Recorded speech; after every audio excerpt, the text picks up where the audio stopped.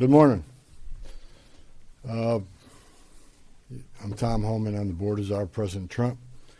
I'm here with Sam Olson, Field Office Director for the St. Paul office, and Ron Patello, Senior Advisor to the Commissioner of Customs and Border Protection, Border Patrol. Us three guys got just shy of 100 years in law enforcement, immigration enforcement. I worked with Ron 30 years ago in Dallas, Texas. He's been with the Border Patrol's entire career. During my press conference last week, I reported I had productive discussions with various state and local officials, including Governor, Attorney General, Mayor Frey, and law enforcement officials about increasing coordination in a lawful way between the county jails and ICE to avoid public safety threats being released back in the community. While we had our differences, one thing was clear: we all committed to public safety for all who live in the Twin Cities. We have made significant progress under the direction of President Trump, working with state and local officials here in Minnesota, and I expect that to increase in the coming weeks. We continue to have discussions. I'll have discussions this afternoon. We currently have an unprecedented number of counties communicating with us now and allowing ICE to take custody of illegal aliens before they hit the streets. Unprecedented cooperation. And I'll say it again. This is efficient, requires only 1 or 2 officers to assume custody of a criminal alien target rather than 8 or 10 officers going into the community and arresting that public safety threat. This frees up more officers to arrest or remove criminal aliens. More officers taking custody of criminal aliens directly from the jails means less officers on the street doing criminal operations. This is smart law enforcement, not less law enforcement. It's safer for the community, safer for the officers, and safer for the alien. This coordination also makes it far more safe for the Twin Cities. Arresting a public safety threat in the safety and security of a jail is the safest thing we could do. Further, less public safety risks are being released back into the communities, reduces recidivism, so local law enforcement can direct their limited resources to other public safety matters in their community. This is another priority of President Trump. The state prisons already cooperate with ICE on this coordinated transfer of custody, and we thank them for that partnership, and we plan to do more with them. I also want to reiterate and emphasize we are not requiring jails to hold people past their normal release time for immigration purposes. We're not asking anyone to be an immigration officer. We are not asking any state or local official to do immigration enforcement activity. They are not. By merely notifying us before they release them, they don't hold them 1 minute past they normally would. Given this increase in unprecedented collaboration, and as a result of the need for less law enforcement officers to do this work in a safer environment, I have announced effective immediately we will draw down 700 people effective today. 700 law enforcement personnel. We have also fully integrated CBP personnel into the ICRO team structure under one unified chain of command. Not 2 chains of command. There'd be 1 chain of command here. Any large enforcement operation I've ever been involved with, there's 1 chain of command, and that's where we're moving forward. During my press conference last week, I announced that moving forward, ICE will be conducting targeted immigration enforcement operations, like ICE has traditionally done for decades, based on reasonable suspicion to question and detain. ICE will conduct these operations and transnational criminal organization investigations with a focus on national security and public safety. I want to be clear. Just because you prioritize public safety threats don't mean we forget about everybody else. We will continue to enforce the immigration laws in this country. To help execute this, we have developed and implemented a multi-agency surge task force with an operational framework that clarifies lines of effort, integrated enforcement, investigative and special response efforts. A unified joint operations center has been established to manage all operations and ensure efforts align with priorities of the mission. This reorganization also enables ICE to leverage joint intelligence capabilities to effectively target threats, as well as to reduce the overall personnel footprint and enhance public safety and confidence in the agency's capabilities and presence here. I have also ensured that officials from legal internal affairs offices remain on the ground as long as this operation continues. During our efforts to identify and implement improvements of how operations are planned, conducted, and managed, we identified a gap in regard to the use of body-worn cameras. This was actually raised by the workforce when I started walking around talking to people here. Some officers and agents had them, some didn't.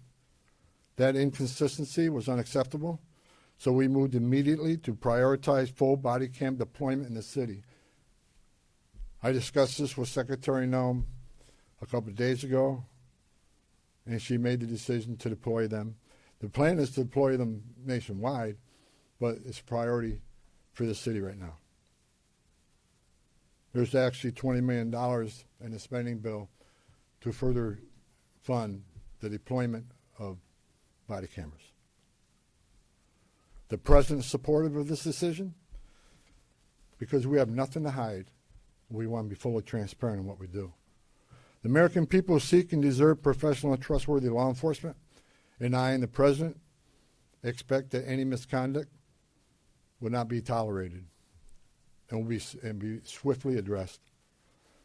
The integration, structuring, and resources we have implemented would help ensure accountability and that targeted enforcement operations have a focus on national security threats and public safety threats, and they are conducted effectively, safely, and appropriately. Again, this is smarter enforcement, not less enforcement. For those who are not a national security threat or public safety risk, you are not exempt from immigration enforcement actions. If you're in the country illegally, you are not off the table.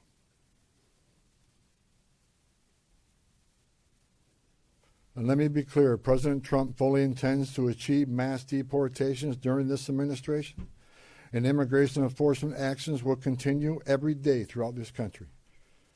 President Trump made a promise, and we have not directed otherwise.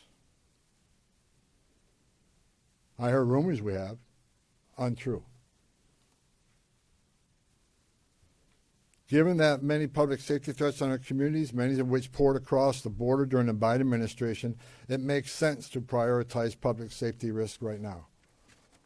Again, prioritization doesn't mean you forget about everybody else. But we have a criminal here, a non-criminal here. The criminal has to be arrested first because they're the biggest threat to the community. My goal with the support of President Trump is to achieve a complete drawdown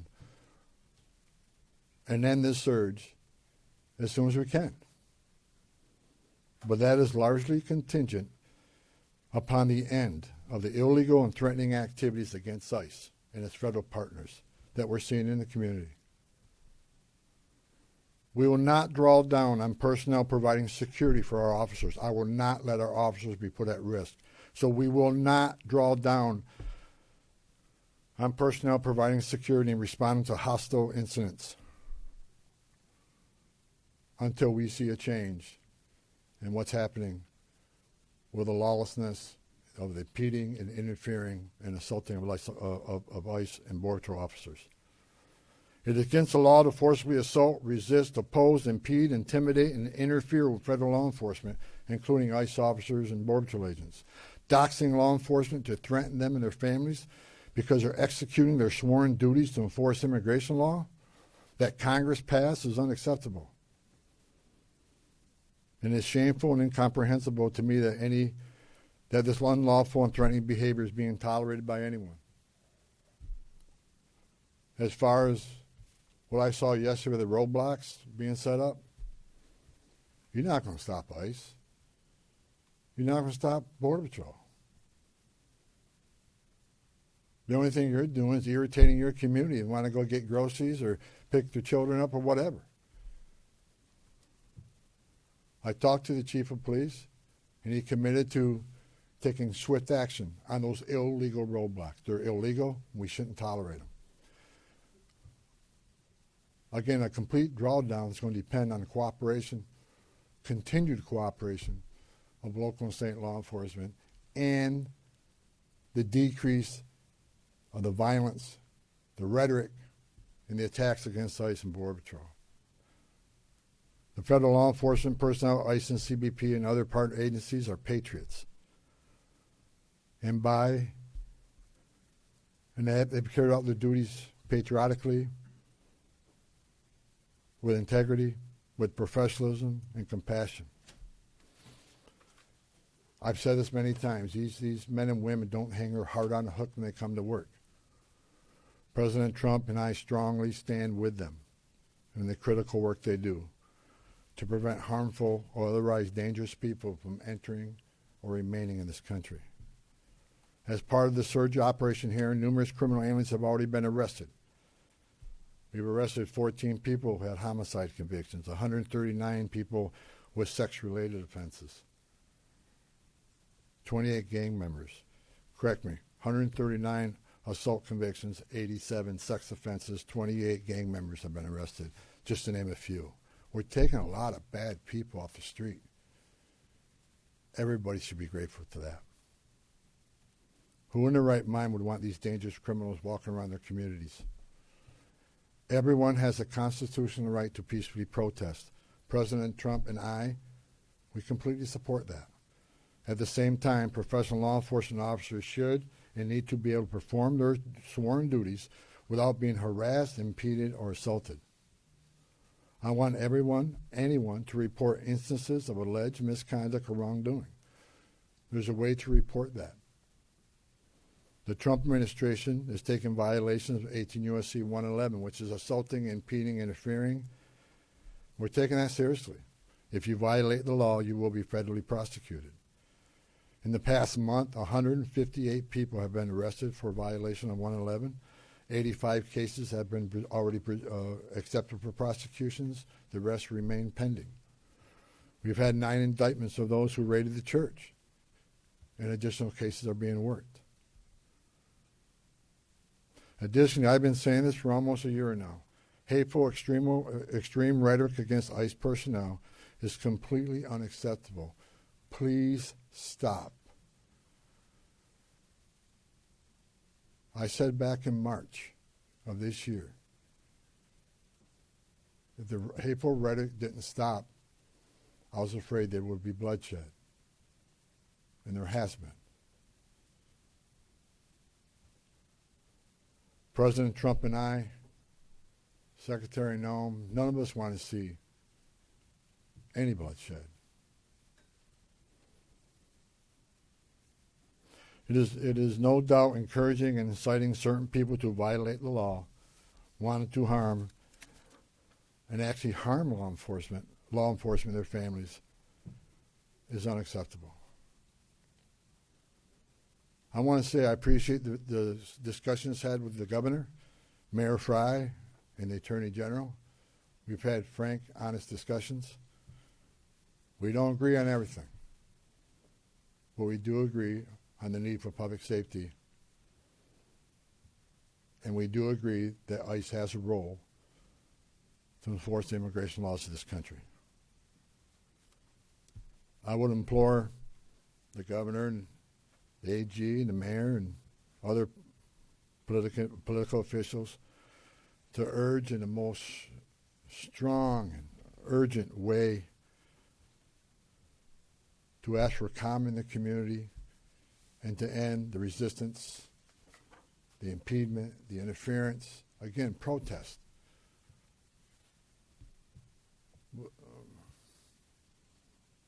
But stop impeding, stop interfering, stop violating the law, because we will arrest you. In closing, President Trump and I would like to thank the men and women of ICE, Border Patrol and other federal agencies on the ground here, for your dedication to the oath you swore to enforce the federal laws and promote public safety through the work you do. That hasn't been easy. I know the sacrifices you made. I know the sacrifices your families make. I know your families worry about you every day. I know you've been away from birthdays and anniversaries and holidays. I appreciate every one of you. I wore that green uniform. I love the United States Border Patrol. I was an ICE agent. I know the job you have. I know the tragedies you've seen. The President is with you.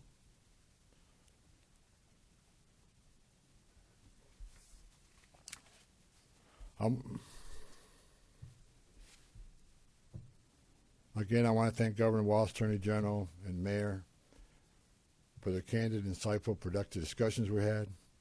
Again, I'm not saying we agree on everything, but I think we all already accomplished great things in Minnesota. I am optimistic we will achieve even more in the coming days to make this city safer. I would also like to thank the numerous local law enforcement officials I was able to meet with the last 9 days since I arrived here. I appreciate hearing from local law enforcement, their perspective on what's happening.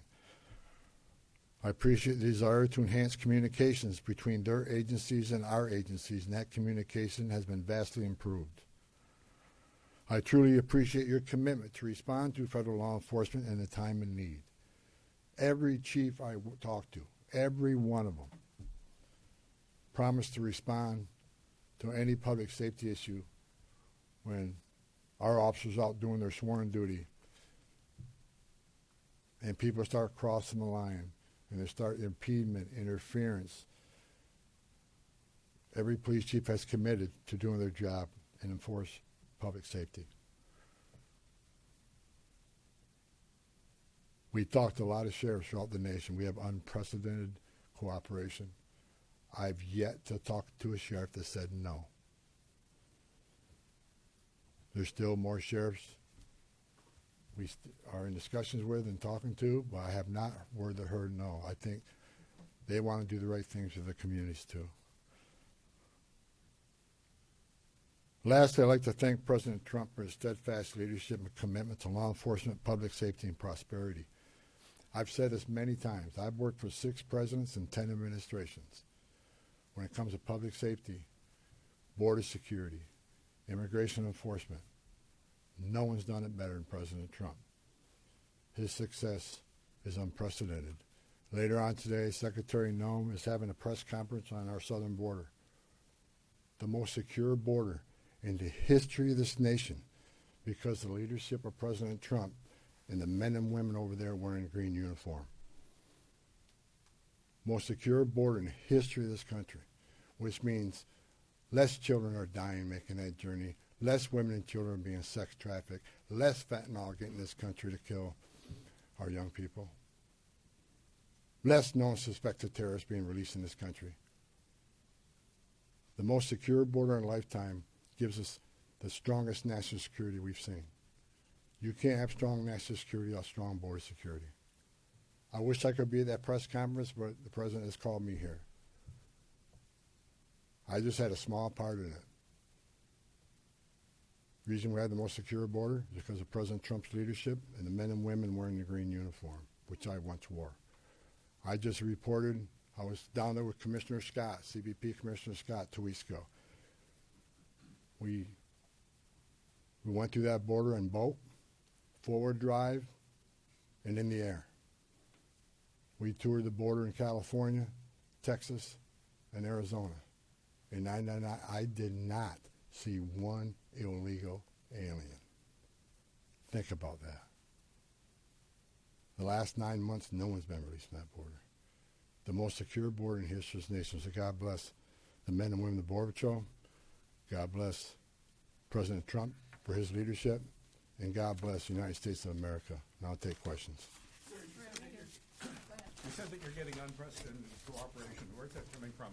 Is it coming from the sheriffs? Have you signed agreements with them? Are Hennepin and Ramsey County part of that?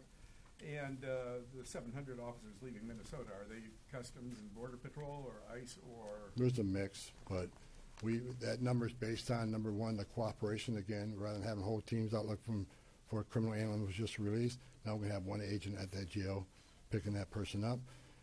That and the operation has been successful on a number of arrests, so the target list is reducing.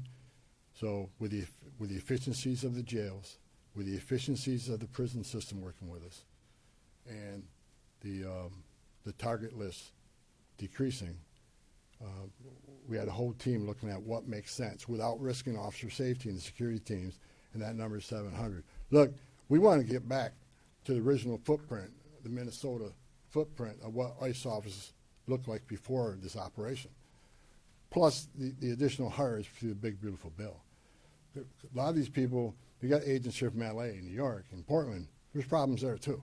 So we want to get people back to their home stations and enforce immigration laws in those areas. But the vast majority of sheriffs, there's only a few that we're still in consultation with, but this is unprecedented cooperation. So again, I want to thank the sheriffs, the governor, and the AG. I think we're in a lot better place than we've ever been in. We never had this kind of cooperation at this level. And I'm not leaving until we get all done. But I'm happy to say I'm extremely pleased with the leadership team and their outreach to the sheriffs, to the state, to the chiefs. I've talked to many of them. I didn't talk to all of them, but I plan on talking to every one of them before I leave and thanking them for their cooperation. Are you getting cooperation from Hennepin and No Ramsey? follow-ups right here. Go ahead. With everything that you've mentioned here right now, do you think this operation was a success here in Minnesota?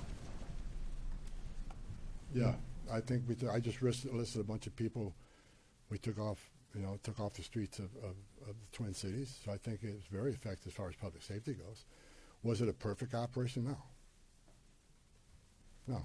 And I just told you, we created one unified chain of command, make sure everybody's on the same page, make sure we're deconflicting targets, and making sure we follow the rules. And I'm not saying anybody,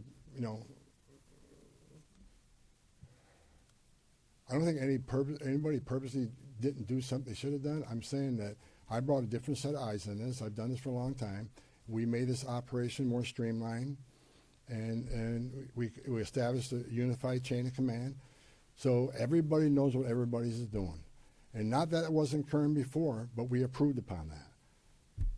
So in target enforcement operation, we go out there. There needs to be a plan, and I want to make sure everybody has a plan. But I'm not going to sit here and point fingers at anybody that they failed. It was a great operation. We took a lot of public safety threats off the street. Right here. Can I ask a quick numerical, just clarification, and then get to my main question, please? So 700 leaving effective immediately. How many will that leave here once that group is out? Right around 2,000. And what is the pre-operation footprint? Well, 150, 150. 150 is normal. Well, we got to remember now. We got special agents on detail here doing the fraud investigation. They're not going anywhere. They're going to finish their job. I'm talking about immigration enforcement efforts. Understood. So then, my main question is just, we've talked to people who say they're protesting not the arrests of people with criminal backgrounds, but things like broad ICE patrols, random citizenship checks of people of color, and the detainment but no charges of U.S. citizens. So have you committed or will you commit to officers on the ground here ceasing those actions?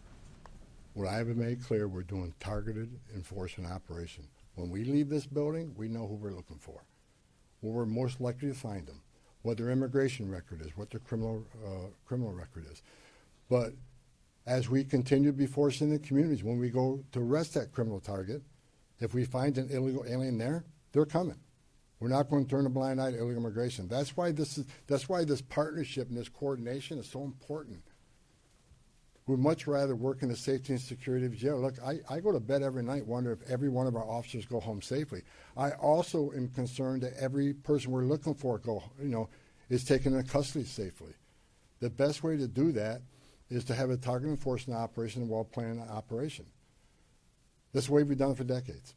So should we expect to see no more of that? Pardon me? Should we expect to see no more of those citizenship checks? I have lower one I have point? directed target enforcement operations, and we'll hold our officers to the highest standards. These are professionals. Again, I wish every one of you could put that gun on your hip, put that Kevlar vest on, and go out there and put up what they put up with. Considering the hate, the rhetoric, the attacks, I think they perform remarkably, and I'm proud of them. We came here, President Trump sent me here.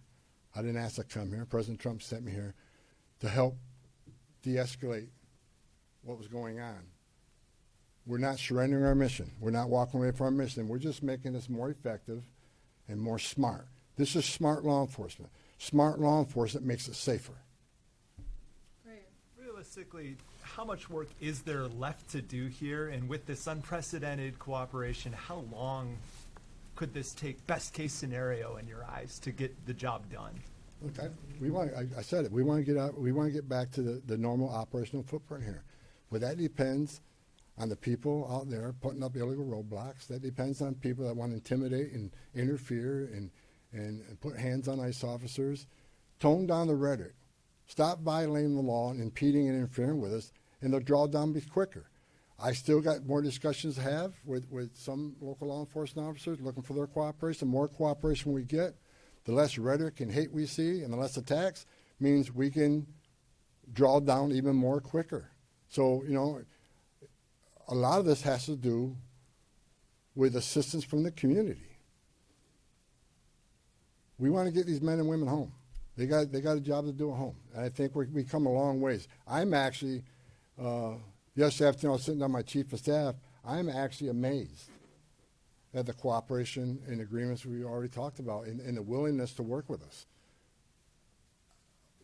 We're doing better than I ever thought we would, seriously, and I'm excited about getting back to the business of enforcing immigration law without without arresting people for 111 for interference and impeding.